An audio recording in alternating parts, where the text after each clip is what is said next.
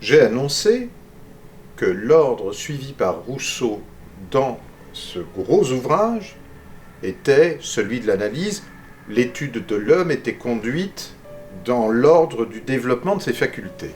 C'est la raison qui conduit Rousseau à affirmer dans la préface que la partie systématique de l'ouvrage, c'est-à-dire son principe d'organisation, c'est tout simplement la marche de la nature, c'est-à-dire le développement normal, prescrit, des dispositions de l'individu. Cette déclaration correspond au déroulement du livre.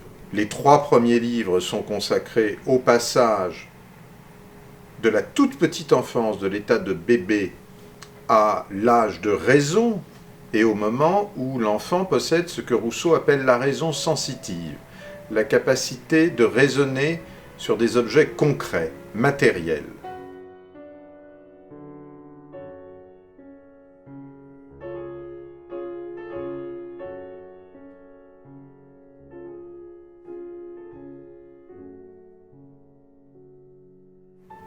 Le 4e livre marque le passage à l'adolescence. Il s'ouvre par ce que Rousseau désigne comme la seconde naissance, et des dispositions tout à fait nouvelles vont apparaître. La sensibilité active, et puis les passions, la pitié jusqu'à l'amour de l'humanité. Et dans le 5e livre, on va considérer des expériences du jeune adulte et, nous l'avons dit, la rencontre avec Sophie qui lui est destinée. Il y a tout de même un très gros problème pour le lecteur, ce n'en est sans doute pas un pour Rousseau.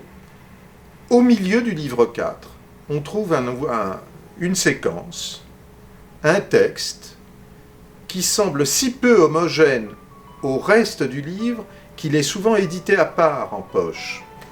C'est la profession de foi du vicaire savoyard. Et on a l'impression que Rousseau insère dans l'analyse, dans la partie systématique de l'ouvrage, un petit traité comprenant en gros 2 parties. La première, qui expose les principes de la religion naturelle, est au fond un petit traité de métaphysique. Henri Gouillet parlait des méditations métaphysiques de Jean-Jacques Rousseau à propos de ce texte. Et puis une deuxième partie qui est un examen des religions révélées, des révélations. Et on a vraiment le sentiment que cette séquence est insérée comme de force dans l'examen du développement des facultés de l'individu. C'est une grave erreur de considérer les choses ainsi. La profession de foi du vicaire savoyard a toujours été conçue comme un élément de l'Émile, même dans les projets les plus anciens de l'ouvrage. C'est-à-dire que ce qui ressemble à un ajout a en réalité sa place, sinon dans la partie systématique, du moins dans le système de Rousseau.